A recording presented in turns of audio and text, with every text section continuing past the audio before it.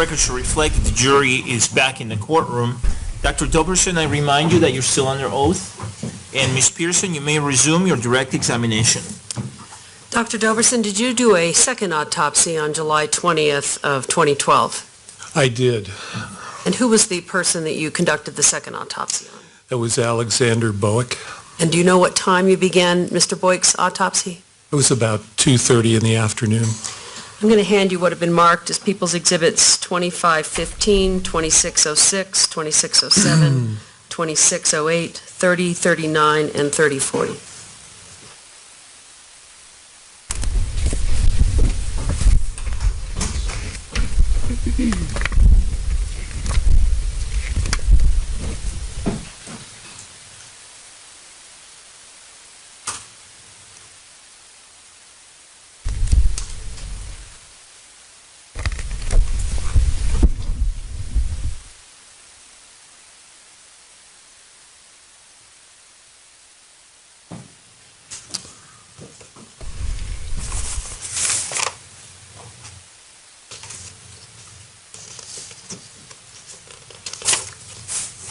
Do you recognize those as photographs from the autopsy of Alexander Boeck? I do. Your Honor, I'd move for the admittance of People's Exhibits 2515, 2606 through 2608, 3039, and 3040. Is it 3040 or 30? Yes, 3040. Thank you. No additional objection. Okay.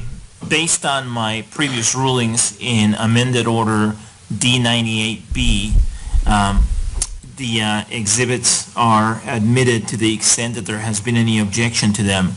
To the extent that there was no objection in motion D98 or any other motion in the past, then they're admitted without objection. So that's P-TR-2515, 2606 through 2608 inclusive, and 3039 and 3040. And they may all be published.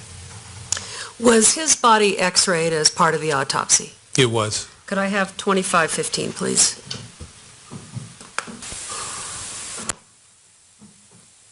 What do we see in this photograph? Well, these are, as you mentioned, x-rays were taken, and these are x-rays of the head, chest, and the left side of the body. I'm sorry, the right side. 2606, please. Was there anything that you could observe in this particular x-ray? Yes, in this particular x-ray, this is obviously an x-ray of the head, and you can see various round, dense foreign bodies, and these represent shot from a shotgun blast. 2607.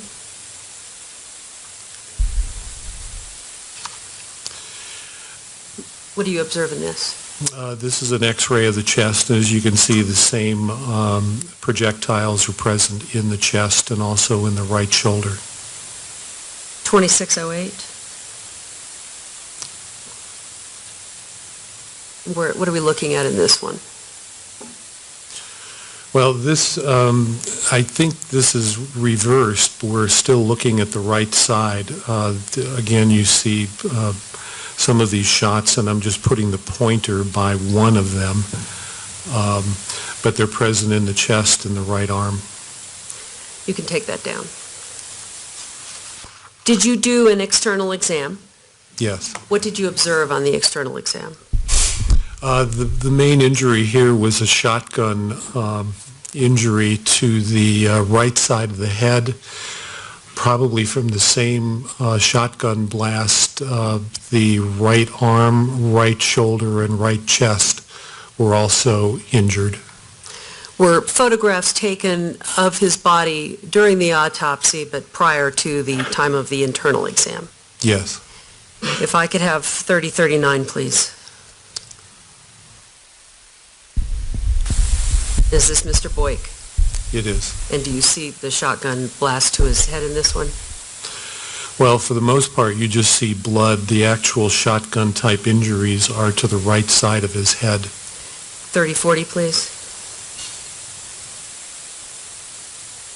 What do you see in this photograph? This was taken at a later time during the autopsy, and the actual shotgun wounds are more visible. Again, you can see them on the right side of the head, face, shoulder, and chest, as well as the arm. You can take that down. Did you do an internal exam as well? Yes. What did you discover during the internal exam portion of the autopsy? Well, during the internal exam, there were some injuries to the right lung. Some of those shot did penetrate his chest. For the most part, the most severe injury was the shotgun injuries to the head. Some of the pellets did extend into his skull and injured the brain. Was shot pellet recovered from his autopsy? Yes. Were you able to determine, based on the injuries that you saw, what kind of a firearm caused his injuries? Yes, this was a shotgun. And would you step down to the mannequin to describe the path that the pellets took in his body?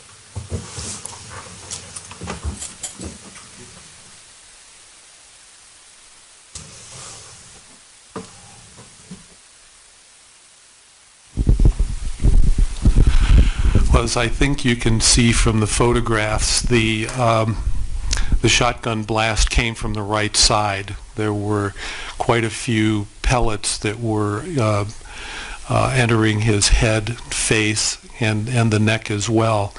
And then there were a few that entered the arm, the chest, and the shoulder. The pellets to the chest did penetrate and injure his right lung, but the most severe injury was to his head.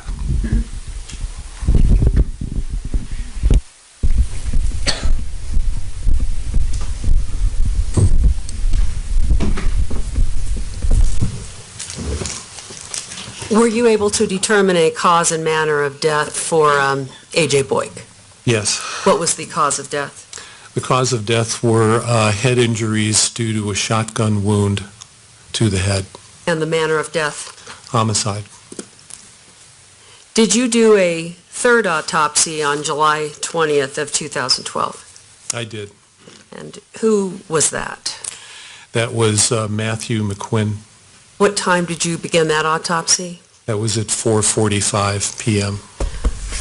I'm going to hand you what have been marked as People's Exhibits 2520, 2521, 2620, 2621, 2622, 2623, 2624, 2625, 2626, 2627, 2628, 3041, 3042, 3043, and 3045.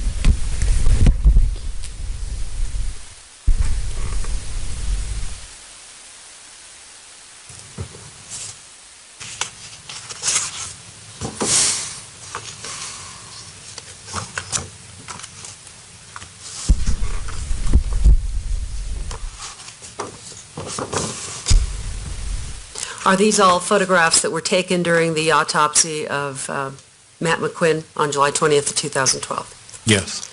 Your Honor, I would move for the admittance of People's Exhibits 2520, 2521, 2620 through 2628, and 3041 through 3043, and 3045. Any objection? No additional objection.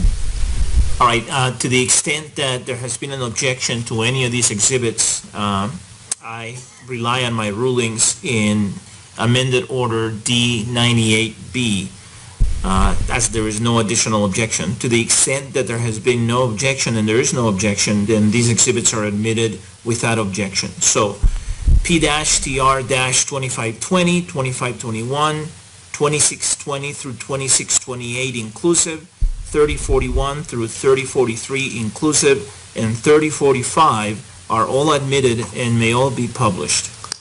Was his body x-rayed as you've done with the others? Yes. Could I have 2520, please?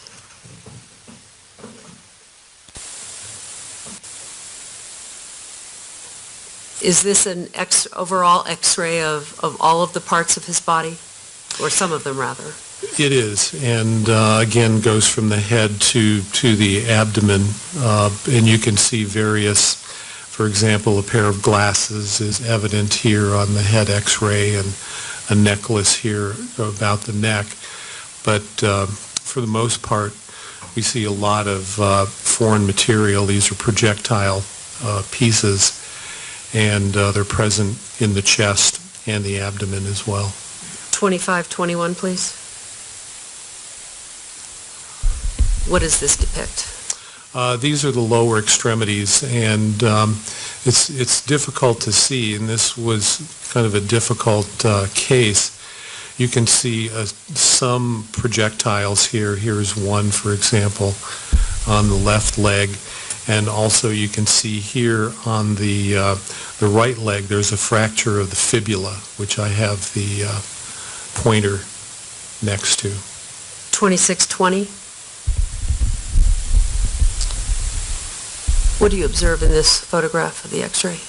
Well, this is an x-ray of the head, and there's really no projectiles that are noted here. There was a gunshot wound to the neck, but it's not visible here, and it was only associated with a few projectiles.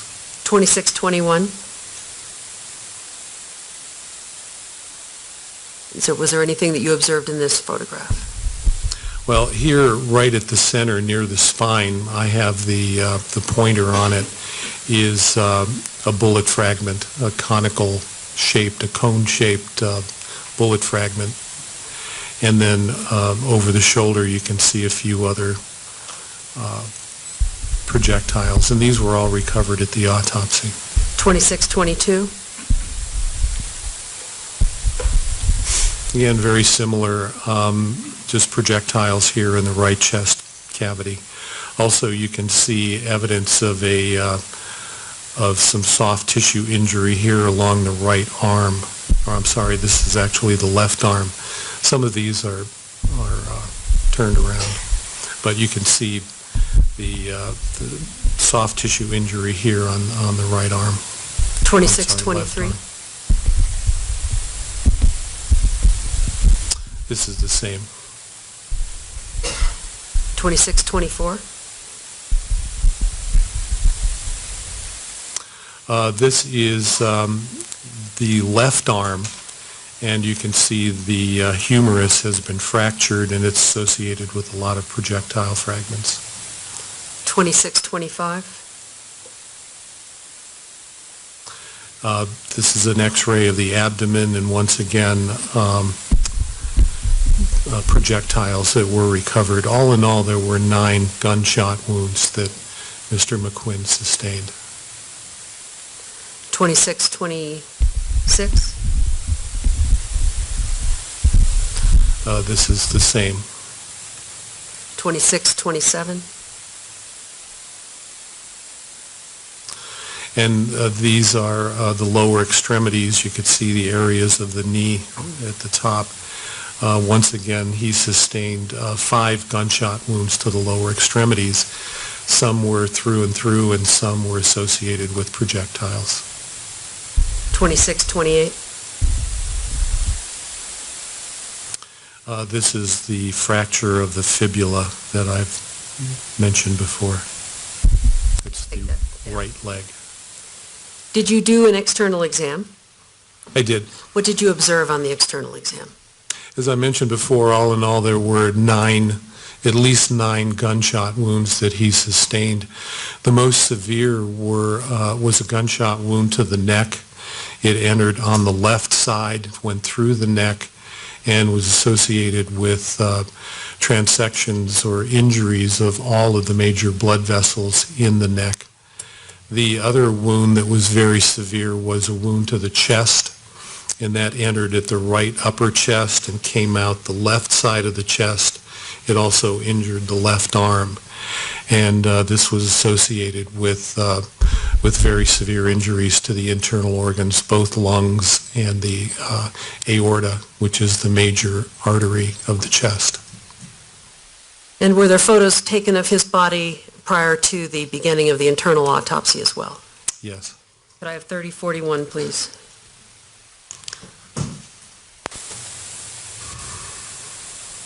Do you see injuries in this photograph? You do, and you can see on the right side of the neck, this is actually the exit wound for the wound that I just described. It enters the left side of the neck, exits the right side.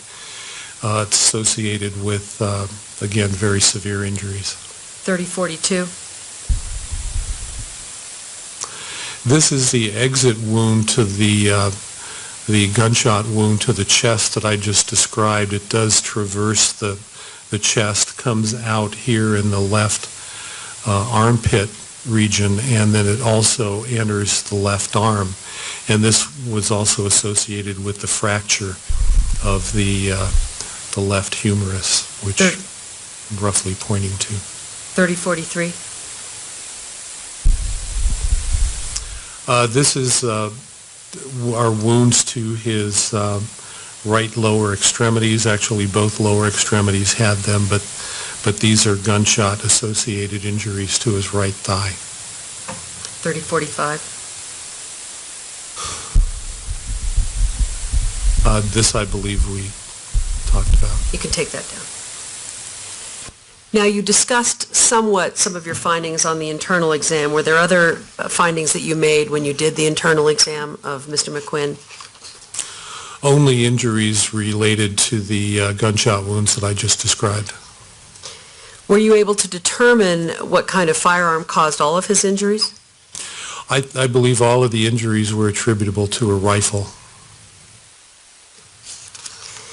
And if you could approach the mannequin and describe the path of the injuries, please.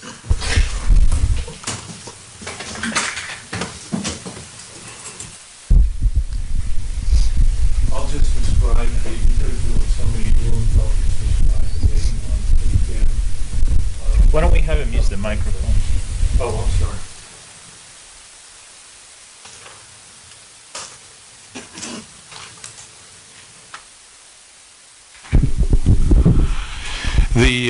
The most severe wounds, there were two of them. One was to the neck again, and the entrance wound is on the left side of the neck. The exit is on the right. The other wound to the chest, the entrance wound was here on the right side of the chest.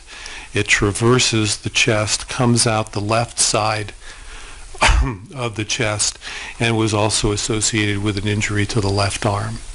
There were other wounds, at least 5 wounds to his lower extremities, and one wound to his back, and several to the abdomen, and 9 altogether, 2 of them being the cause of death.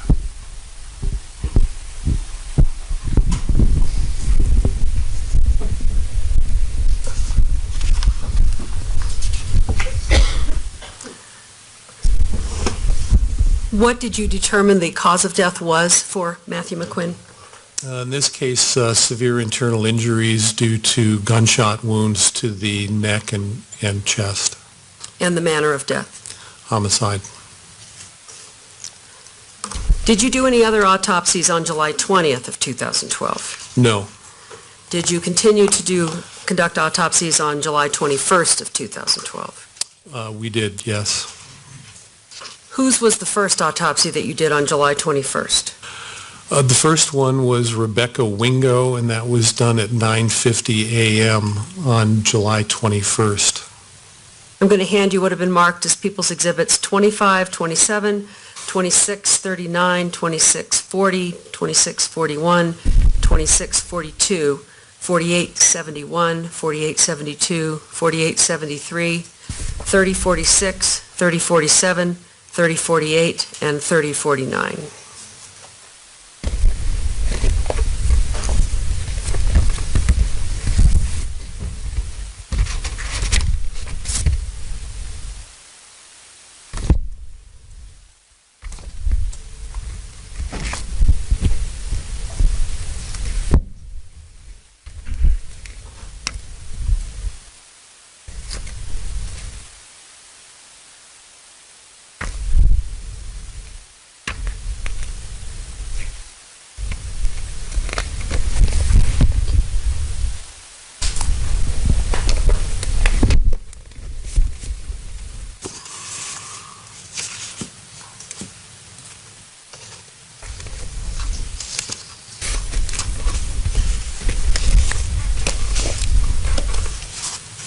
Do you recognize those photographs as being photographs taken during the autopsy of Rebecca Wingo?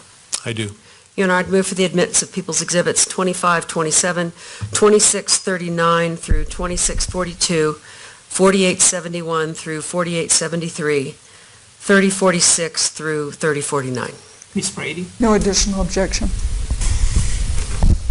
To the extent that some of these exhibits have been objected to before, I stand by my rulings in amended order D98B, and so they are admitted for those reasons. To the extent that some of these exhibits were not objected to in the past, and they are admitted without objection. So P-TR-2527, 2639 through 2642 inclusive, 4871 through 4873 inclusive, and 3046 through 3049 inclusive are all admitted and may be published.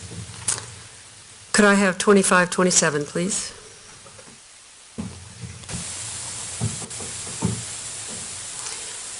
What is this a photograph of?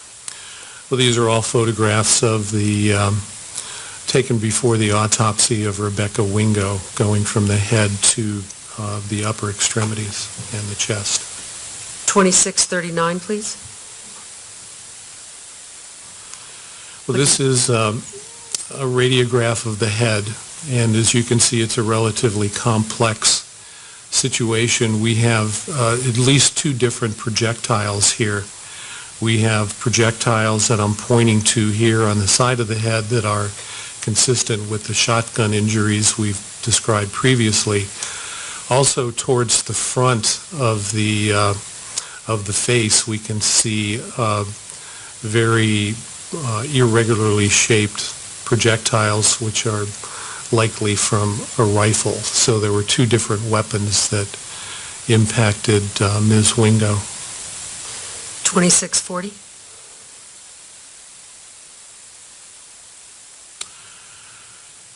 These were x-rays taken of the chest, and actually what you see here for the most part is an underwire bra. These curved structures are the underwire for the bra. There was a gunshot wound to the chest that was actually, where the bullet was actually embedded in the left underwire of the bra, and that's seen right here, right at the pointer.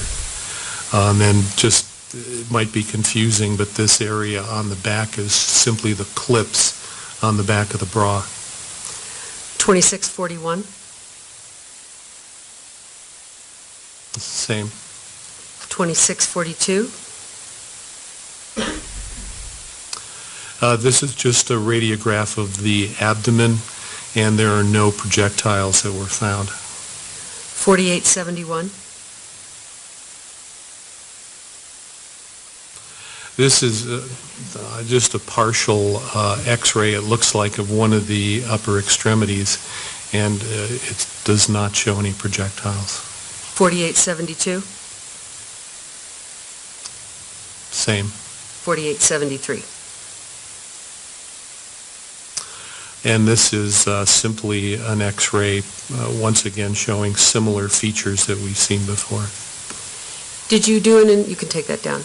Did you do an external exam on Miss Wingo? Yes. What did you observe during the external exam? Overall, she sustained 4 gunshot wounds. 3 of them were gunshot wounds, likely from a rifle, and the other one was a shotgun wound, as you could tell. 2 of the wounds were to the head, and there were also 2 to the abdomen. Were photographs also taken of her? Yes. Could I have 3046, please?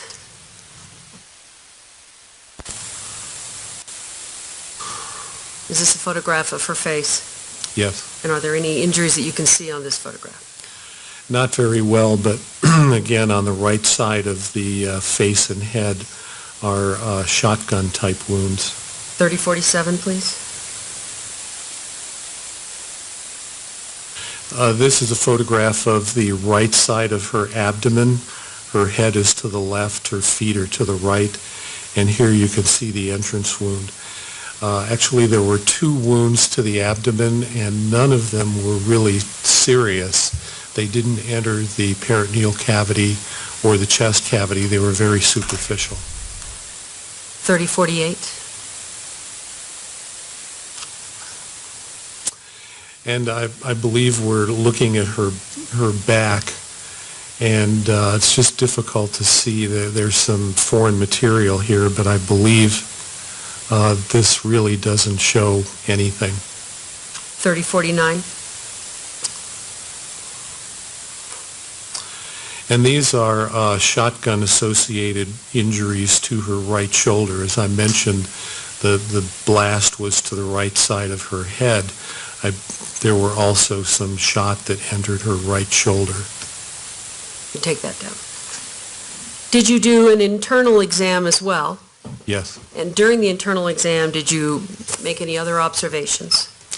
Well, as far as what I've described before, the 2 wounds to the abdomen were very superficial, no internal injuries. The 2 wounds that were the most severe that caused her death was the shotgun wound to the right side of her head. There was also a rifle-type wound to the right side of the back of her head. I don't believe that was depicted in the pictures, but that's the source of the fragments that we saw in the X-ray of her head. Did you recover fragments and projectiles from her body? We did. And could you describe the path that you observed on the mannequin, please? And the microphone you'll need to. Yes.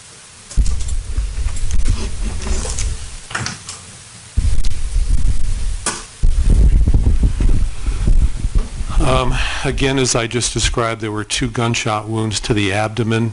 They essentially went from right to left and didn't cause any internal injuries.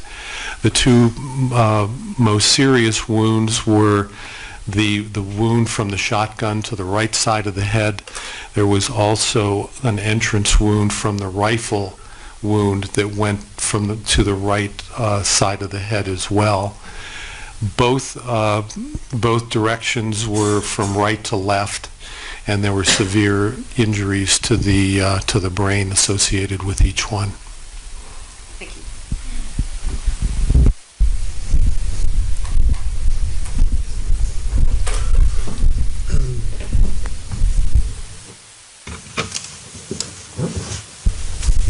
What was the cause of Miss Wingo's death? Severe head injuries due to gunshot wounds to the head. And what was the manner of death? Homicide. Did you do a second autopsy on July 21st of 2012? Yes, that was on Gordon Cowden, and that was done at 12 noon. I'm handing you what have been marked as People's Exhibits 2517, 2698, 2599, 2600, 3050, 3051, 3052, and 3053.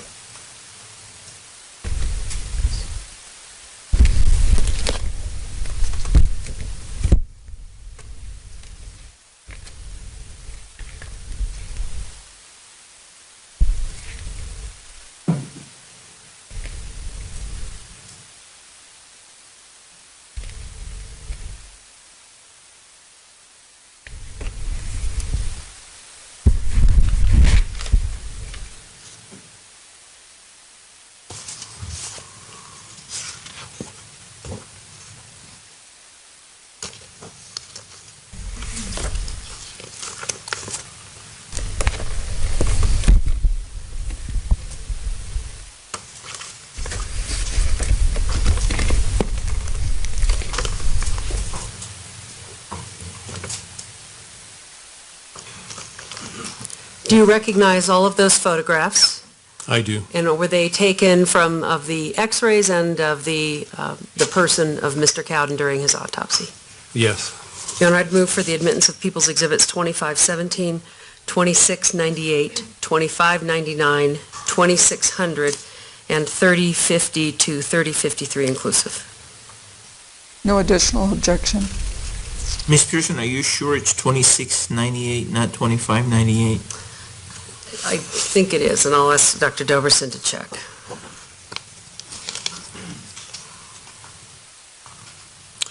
I have 2598. Okay, then that would be the correct number. So it'd be 2517, 2598, 2599, and 2600. All right, to the extent that there has been an objection to any of these exhibits, I stand by my rulings in order amended Order D98B. To the extent that there has been no objection to these exhibits, then they are admitted without objection. So P-TR-2517, 2598 through 2600 inclusive, and 3050 through 3053 inclusive are admitted and may be published. Was his body x-rayed as part of the autopsy? It was. Could I have 2517, please?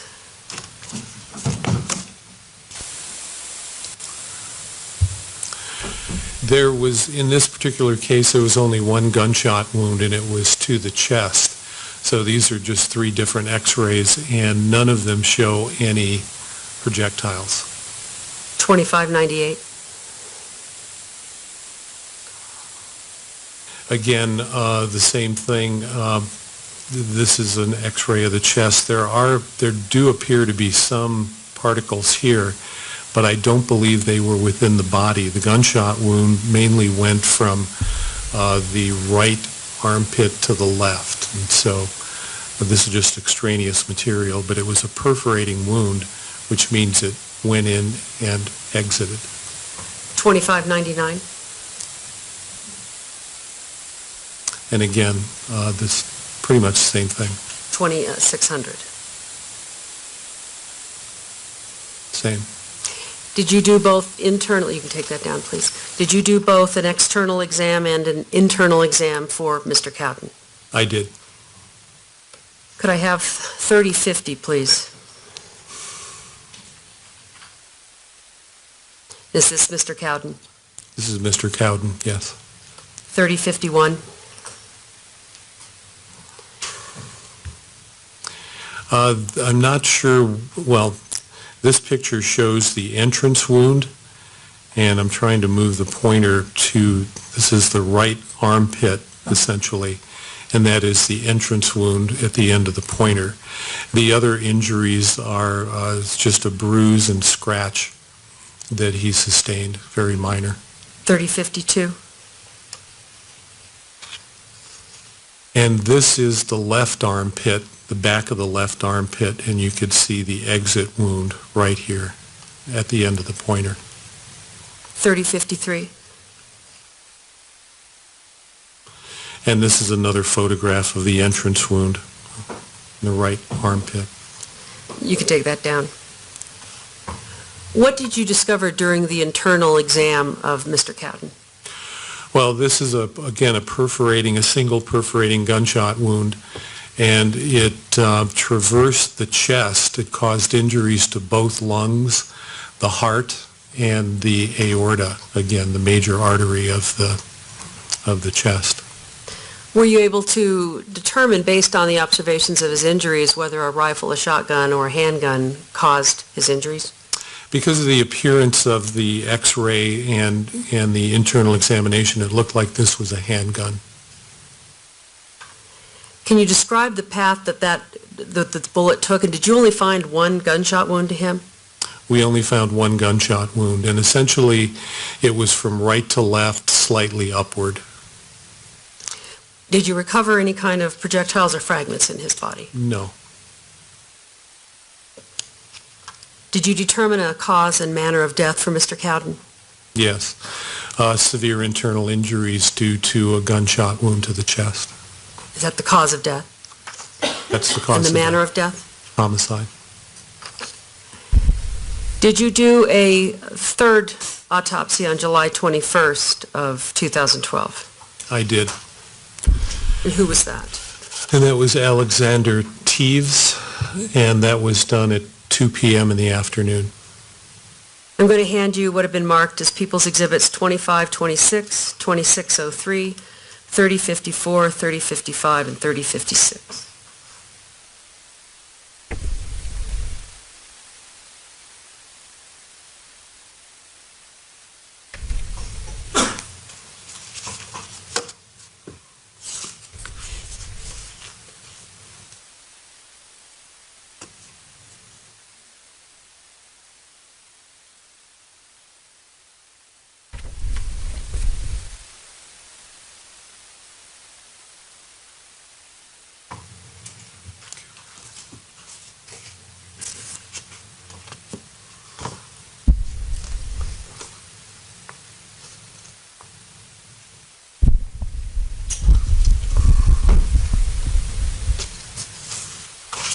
Are these photographs of the x-rays and of Mr. Teaves' body that were taken during his autopsy on July 21st of 2012? They are.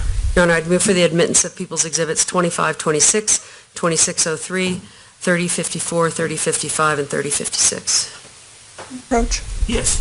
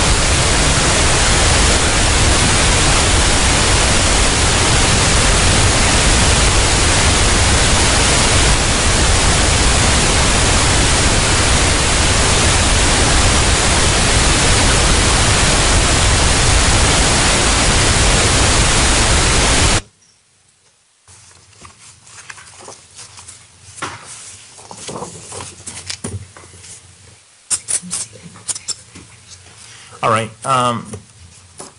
The objection is partially sustained and partially overruled. Folks, I know there's a different kind of smell in here. Apparently, they were using a sealant upstairs. Perfect timing, right? But apparently, they're finished now, so hopefully, it'll get better. All right, Ms. Pearson, you may proceed. I guess I need to, I don't think I ruled on the rest of them, so let me do that now. Based on my ruling, Exhibit P-TR-2526 and P-TR-3054 are excluded. They are not admitted based on the ruling I made at the bench.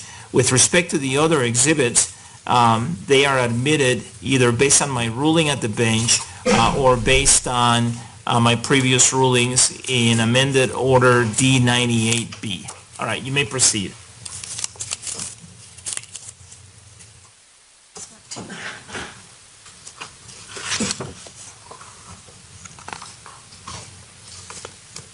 Was Mr. Teaves' body x-rayed? Yes, it was. If I could have 2603, please.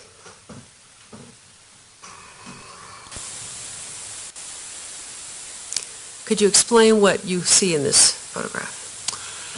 Well, we can see a lot of fracturing of his skull, and within the calvarium or the head, you can see a number of irregular projectile fragments. Did you, you can take that down. Did you do both an external exam and an internal exam of Mr. Teaves? I did. On the external exam, what did you observe? In this case, there was also only one gunshot wound, and it was sustained to the head, as you could see from the x-ray. It was on the right side of the head, near the top of the head, and it was directed essentially downwards and front to back. Were photographs taken? Yes. Could I have 3055, please? Does that show the wound to his head? It does. You could see here, again, on the left side of the head is a large wound. And 3056, please. And was this Mr. Teaves? It is. You can take that down. Did you recover projectiles during his autopsy? We did. Based on the injury that you observed, could you tell what kind of a firearm caused this injury, whether it was a rifle, a shotgun, or a handgun? It was caused by a rifle. Did you determine a cause and manner of death for Mr. Teaves? I did.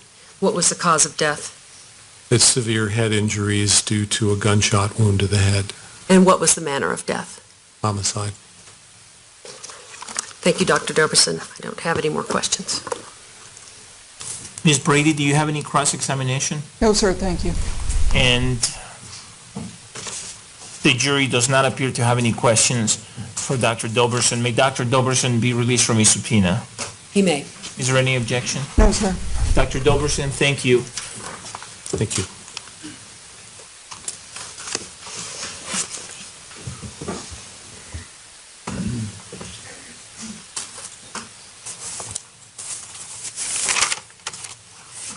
Call your next witness, please. People call Gargi Nada.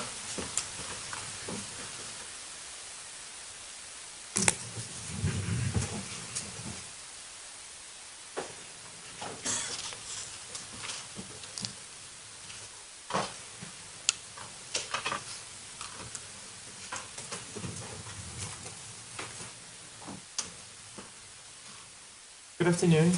Could I have you raise your right hand for me, please, so that I can administer an oath? Do you solemnly swear or affirm under penalty of law that the testimony you're about to give will be the truth, the whole truth, and nothing but the truth? I do. All right, please be seated.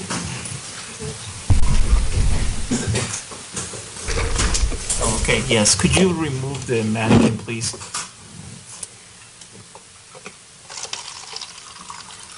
Thank you.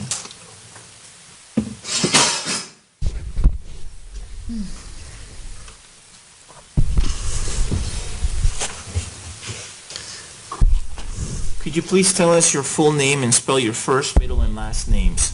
My name is Gargi Datta, Gargidatta. Mr. Brockler, you may proceed. Thank you, Your Honor. And would you please tell us what you do for a living? I'm a graduate student in computational biology at University of Colorado. Do you know this guy right over here, seated in between these two women with the beard and the mustache and the Yes. How do you know him? I knew him from school. He went to school with me at University of Colorado. I want to talk to you about the time that you met him all the way through when you last spoke with him, okay?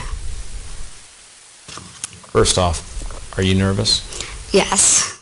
I understand. First, tell me when you first met the defendant. I first met the defendant at orientation in August 2011. And was that at the Anschutz campus of the University of Colorado? Yes, it was. What was that interaction like?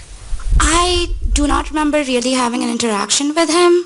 He sat at the same table as us at orientation, but I do not remember talking to him. When you say us, who is us?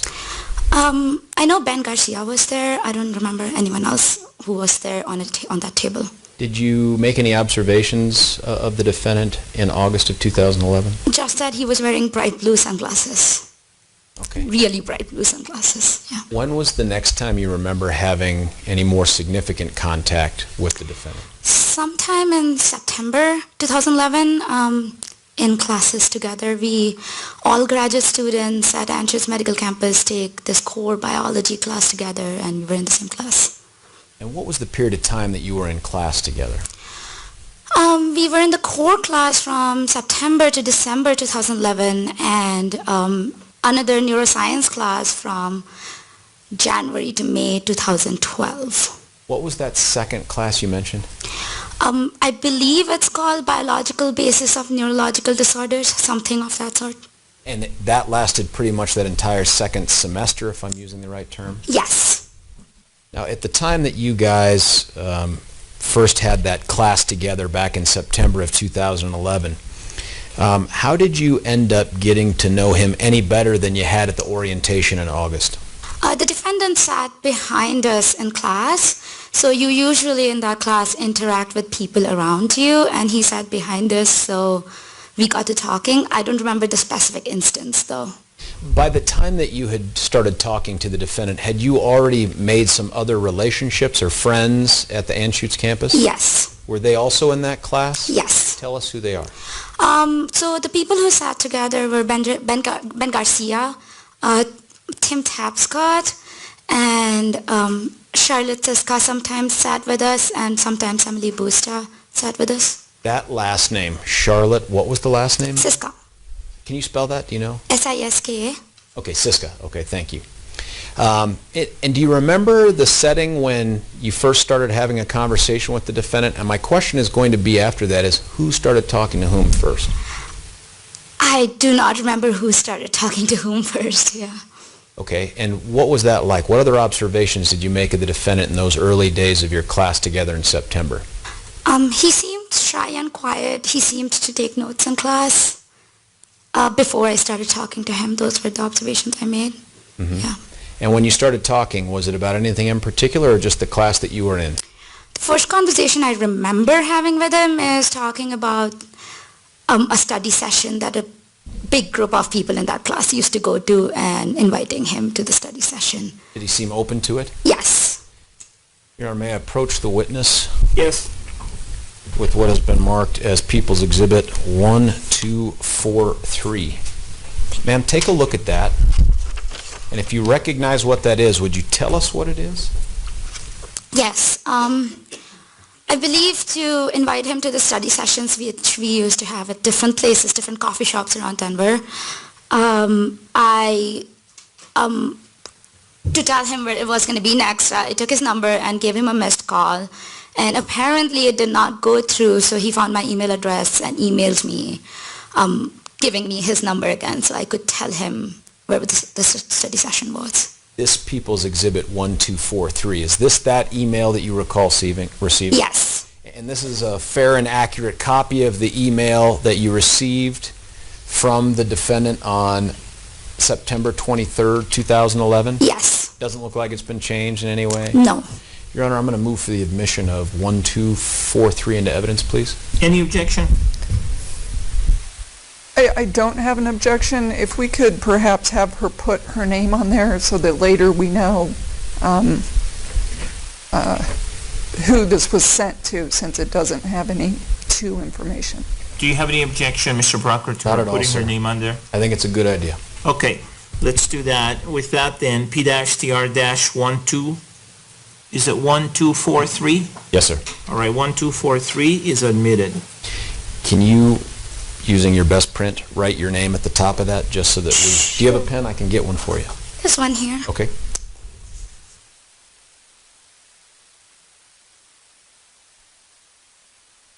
And you know what? Do me a favor. Why don't you add today's date under there, just so that we remember when you testified? Do you know what it Today is? is the 10th, right? Yes, ma'am.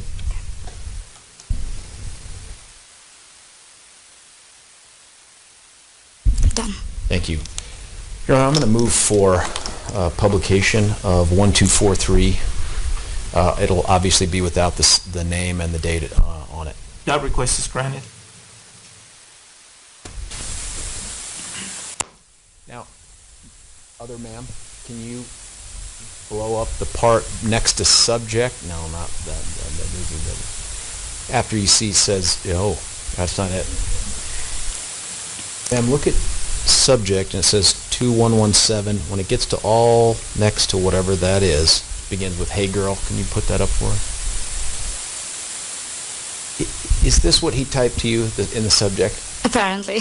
Okay. Yeah. And then can you give us just the rest of the text, the body of it?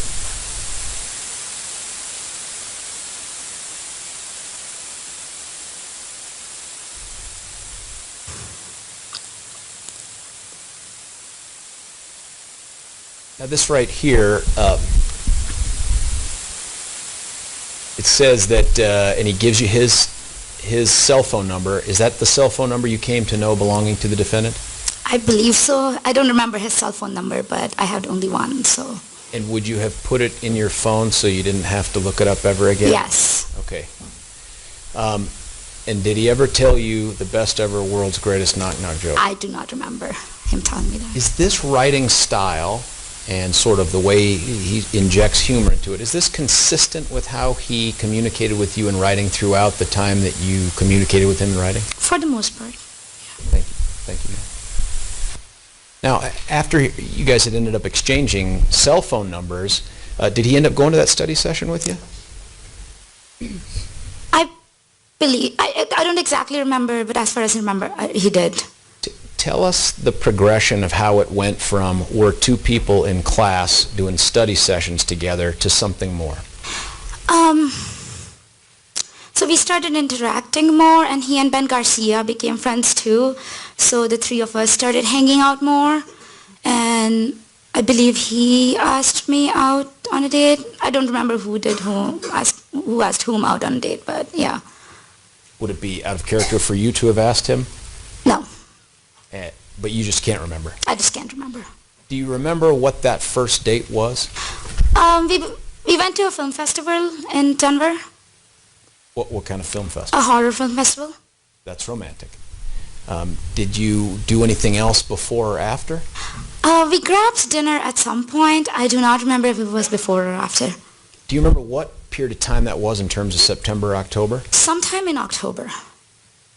After that, did you begin to see each other, and I'm going to use the term romantically, you tell me if that's wrong, romantically more often? Yes. We would hang out together once or twice a week, maybe. And when you hung out, what does that mean to us? So we would go out or stay in and watch a movie and grab dinner, etc. When you'd watch a movie, something that you would rent or something off of Netflix? Netflix mostly, I would say. Okay. And when you went out to dinner, any place in particular?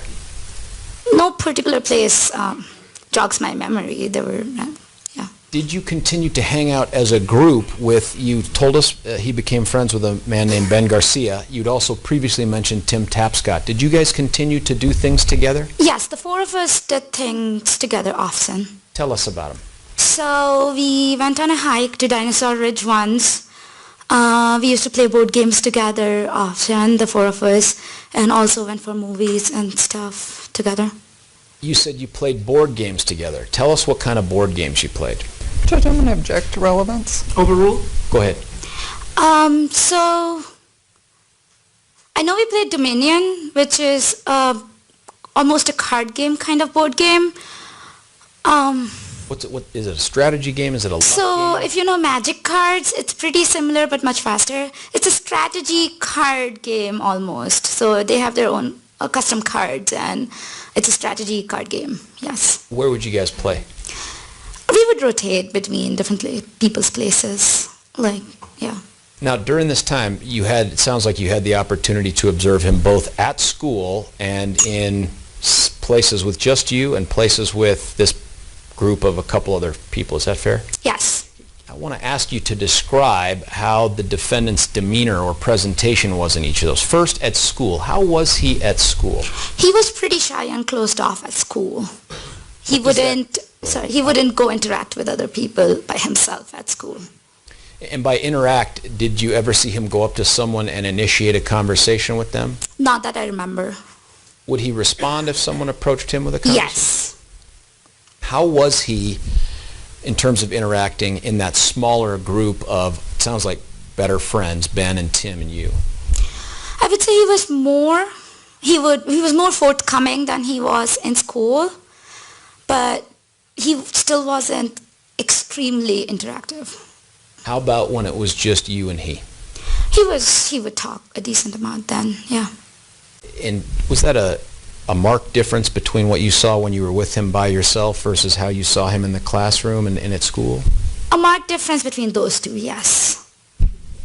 In each of those three settings, did you ever see him show a wide range of emotion, or was it pretty flat still? He never had highs and lows of emotion ever, no. He was pretty calm for the most part and friendly if people interacted with him. Now, did you get a sense of his sense of humor? And we saw some of it in the very first communication he had with you in an email. In person, his sense of humor was, sometimes his jokes fell flat in person, and yeah. What does that mean, his jokes sometimes fell flat? So, I guess the best way I can describe it, sometimes in person when he made a joke, other people wouldn't laugh at it, or there would be forced laughs. Did you perceive why that was? Was it the substance of the joke or just the delivery? I don't exactly remember, but I'd say both maybe. Now, did you discern a difference between how he was in person with a sense of humor and how he was in writing? Yeah, his sense of humor in writing was mostly pretty funny. Did he seem quick-witted to you? In writing, yes. Now, during this time now, we've started to talk about October and we're moving forward and you spent more time together. Is it still just the 1 to 2 times per week? Yes, we had a pretty stressful class together 5 days a week and 8 a.m., so it was really hard to hang out during the week, really. How did he seem to do in those classes? From what he told me, it was about average back then, yeah. Tough classes? Very tough classes. Okay. How big were these classes that you were in? All the graduate students were in there, so I want to say around 60, 70 people, but I'm not sure. Now, one thing that might happen as you become closer to someone romantically is you start hanging out on holidays together. Did you start doing that? I don't remember anything about Thanksgiving. On Christmas, I was out of town. Okay. Now, during the period between and Halloween, nothing? I don't remember. I'm sorry. That's all right. Yeah. Between October and the end of that first portion of your first graduate year, did you grow closer together? We grew closer in November and December, I would say. Somewhat closer, yes. What sort of things would you talk about when you would share? We mostly talked about school. In December, he talked a bit about his family. Okay.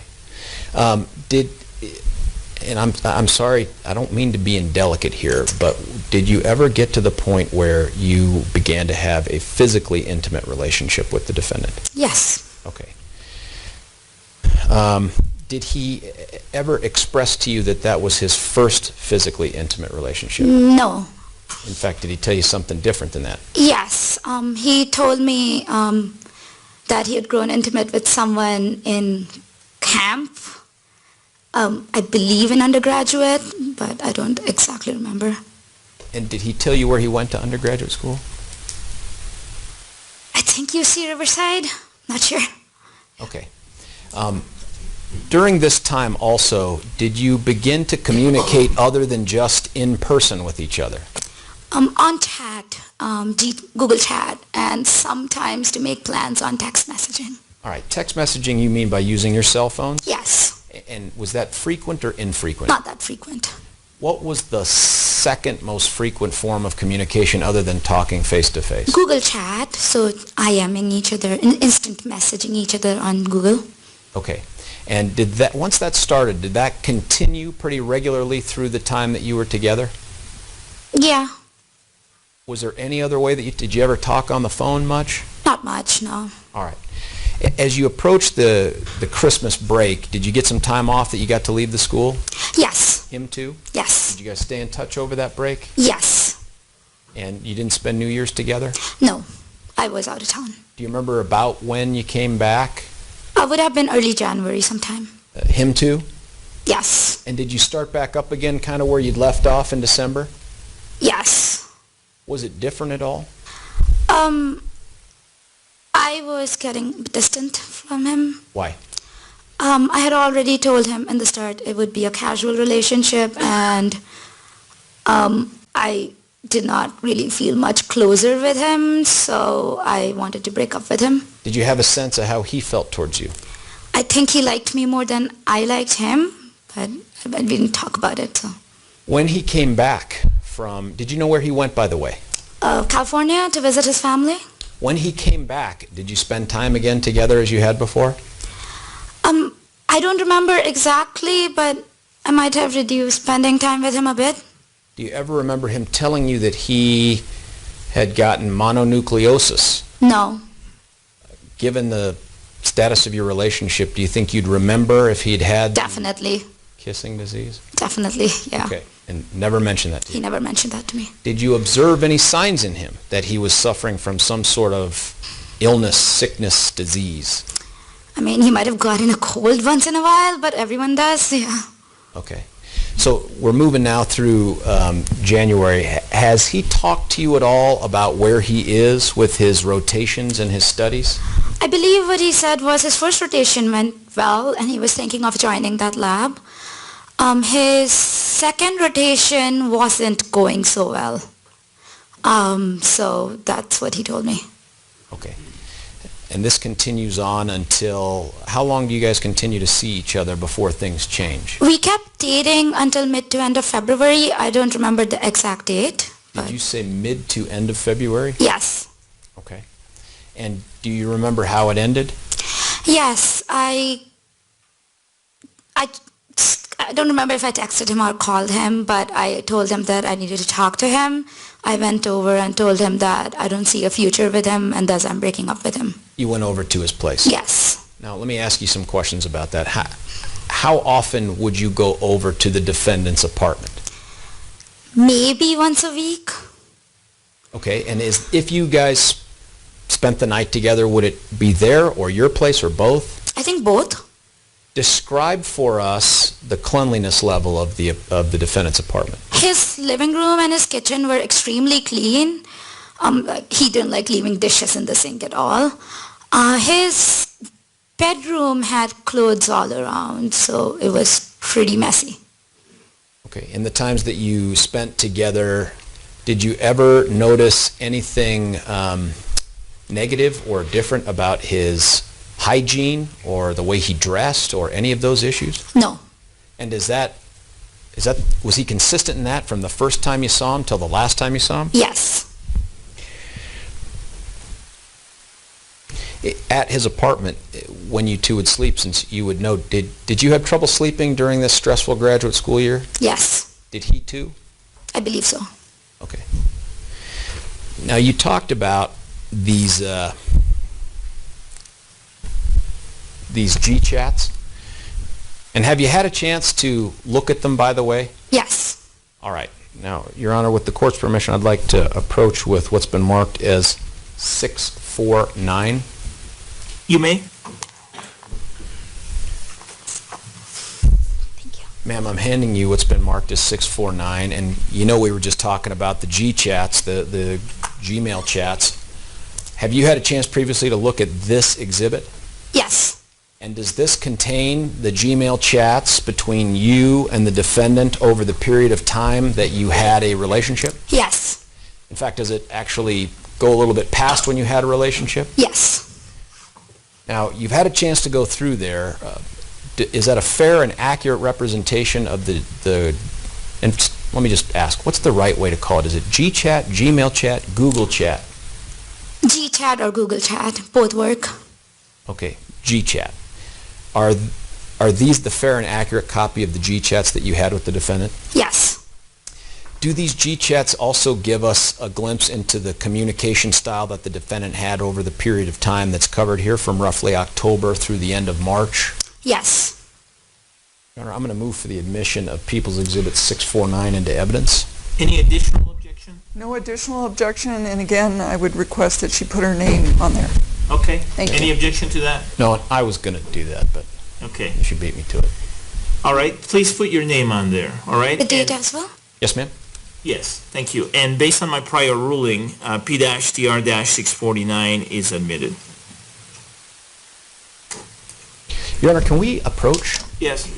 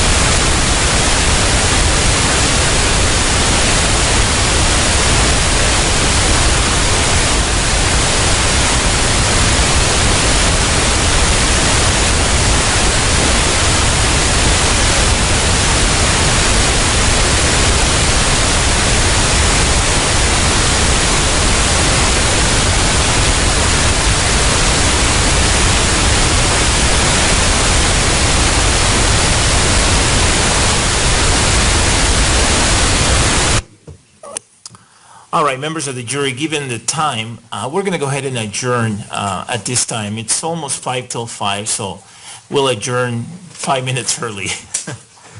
Big break there, right? All right, I want to remind you that you can't talk about the case with each other. You can't talk about the case with anyone else. You can't talk to any witnesses, parties, or attorneys about anything. You can't talk to any members of the media about anything. You must wear your juror badges at all time when you're on the courthouse grounds. You must avoid reading, viewing, or listening to any news or media reports about the case. You cannot visit any locations mentioned in the trial. You cannot start forming any opinions about the case and must keep an open mind. You must remember that neither sympathy nor prejudice for the prosecution or the defendant may affect any of your decisions in this case. All your decisions in this case must be based solely on the evidence and information presented in the courtroom and the instructions of law that I provide to you. And you must always keep in mind that the attorneys have a job to do, and sometimes that requires them to make objections or ask to approach for a bench conference. Please don't hold it against them when they do that. And similarly, don't infer that I'm for one side or the other based on my rulings. I'm simply doing my best to apply the rules of evidence and other applicable rules of law. And then remember what I said yesterday. I added yesterday that you're not to have any contact at all with any of the jurors who are no longer part of this trial. So if any of them contacts you, you must avoid the contact and just simply say, I'm not allowed to talk to you. And delete whatever message any of them may send without reading the message, obviously. You must avoid all contact. with that, get some rest tonight, and I'll see you tomorrow morning. This is a short week, so tomorrow is our Friday, if you will. So I'll see you tomorrow morning. Thank you, folks.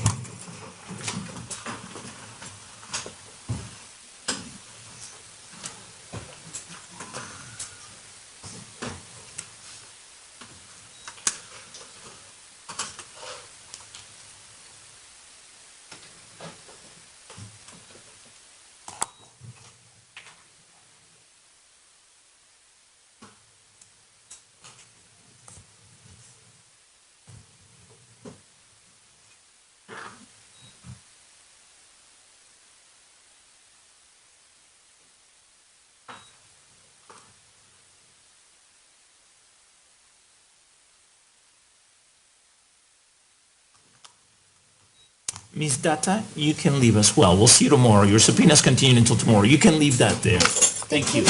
All right. Please be seated, everyone. The record should reflect that the jury has exited the courtroom now.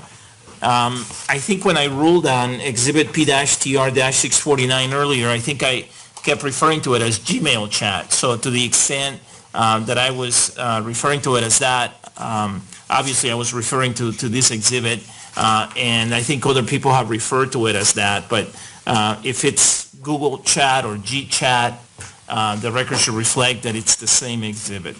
Is there anything we need to talk about at this time on behalf of the prosecution? Mr. Brockler, do you have anything? I do, Your Oh, Honor. Your Honor, I need to mark two photographs as I guess the next numbers Here. are going to be C-T.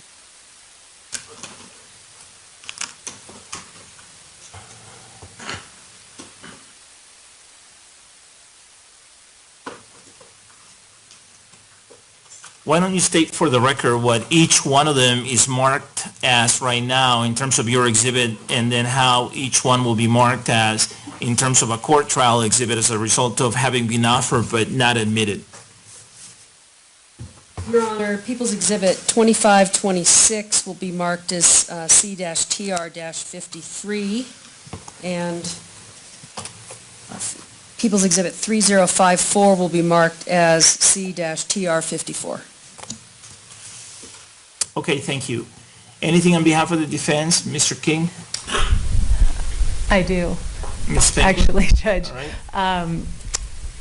I know the court's already reviewed the crime scene video from the theater, and I just wanted to draw the court's attention to the fact that I expect that the prosecution will attempt to introduce that video tomorrow. The defense maintains its original objection. We would add a cumulative objection, and I can be more specific with where I believe the cumulative testimony lies with the witnesses. And I didn't want to know if the court wanted to re-review the video, so I'm just drawing the court's attention to it now. I was just going to ask if I could review it again in light of the evidence that has been admitted. But if you have any specific arguments, I would like to hear them. Sure, Judge. The defense, again, maintains its objection, and we would rely on the original arguments made in the pleading, but because we do need to supplement the record now that we're a number of weeks into trial, we do believe that it is now also cumulative to the testimony of Detective Matt Ingwe, to the testimony of both APD investigators Nick Carroll and Maria Petalina. They would both testify about the evidence and the location of the physical evidence that was collected. Obviously, Detective Matt Ingwe testified as to the location of the victims' bodies in the theater. And then we had a number of first responders who testified to the environment and to the scene within the theater, as well as the testimony from the victims and witnesses themselves from Theater 9. Okay, thank you. Ms. Pearson? Your Honor, and for the record, the crime scene video is People's Exhibit 1000.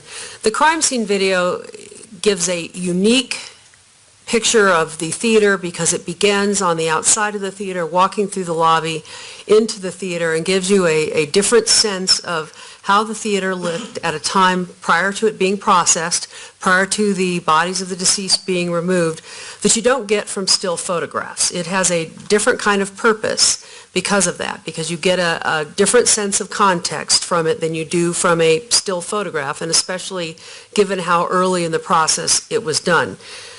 Ms. Petalina and Mr. Carroll did not talk about the victims in the theater at all.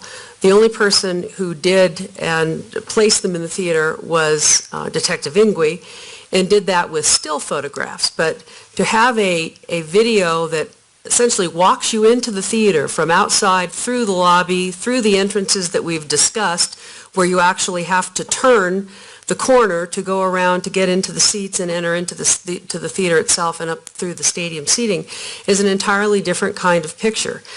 Again, it is not cumulative because it is different in some respects than other evidence that we've already seen in this case. And I would respectfully ask that we be able to admit it and have it published to the jury. It's about 45 minutes in length. I do have an extra copy here, which I'm happy to provide to the court. Please. Thank you.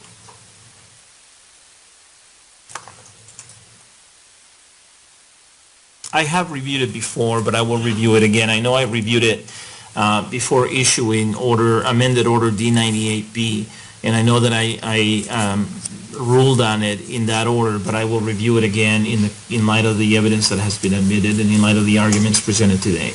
I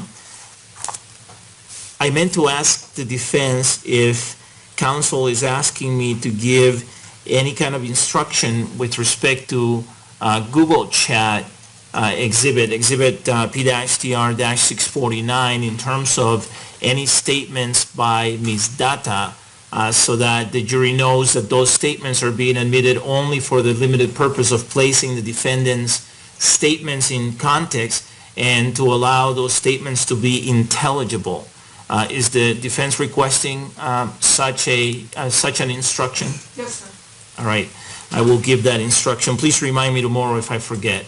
And then same request or same question with respect to exhibit P-TR-1227. Is the defense making a request for a similar instruction in terms of the statements in those emails, in that exhibit, that are not made by the defendant or that were not made by the defendant? Ms. Bedwick? Yes, Your Honor. Okay. I will give it as well. Please remind me about that if I forget.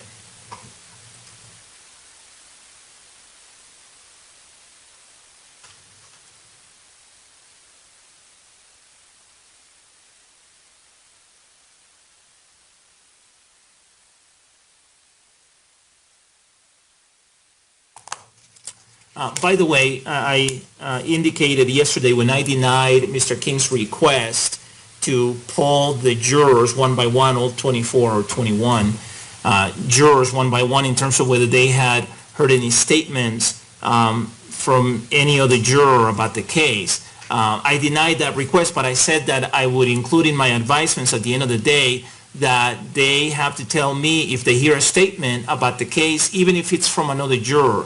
And I said that I would include that they should tell me even if that's happened before, and I did include that, so I wanted to make a record of that. I know that that doesn't, in the defense's view, that's not the same as what they were requesting me to do, and it doesn't cure the concern that they have, or it doesn't address the concern they have, but I stand by my ruling. I just wanted to make a record that I included within my advisements, specifically yesterday, that if anyone hears somebody else talking about the case, even if that somebody who's talking about the case is a juror, they need to tell my staff so that my staff can then tell me about it. They need to tell my staff that they want to talk to me. And then I said, even if that's happened in the past, you need to tell my staff so that my staff will let me know that you want to talk to me. So just wanted to make a record about that. Is there anything else that we need to talk about? Anyone? No. Okay. See you tomorrow. Thank you. The court will be in